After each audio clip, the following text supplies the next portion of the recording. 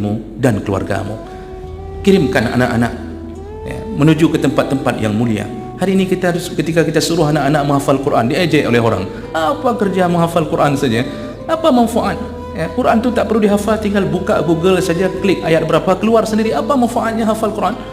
Kemudian direndahkan, direndahkan. Lalu kalau kita mengatakan mau ke mana anaknya dimasukin, mau dimasukin ke pesantren. Alah, pesantren nanti paling sambungnya YN, kemudian nanti paling jadi penghulu, paling jadi penyuluh, paling jadi penceramah saja. Mereka tak tahu penceramah hari ini mobil Pajero semua, Pak, kecuali yang sedang berdiri ini, Pak. Jadi jemaah mulakan Allah Subhanahu Wa Taala, kejarlah akhirat, maka dunia akan mengikut di belakangmu, kata Nabi. Tapi kalau engkau kejar dunia, akhirat engkau belum tentu engkau dapatkan. Maka tak ada orang yang mengejar akhirat lalu kemudian ditinggalkan oleh dunia. Tidak, semua bersujud kepada orang yang mengejar akhirat.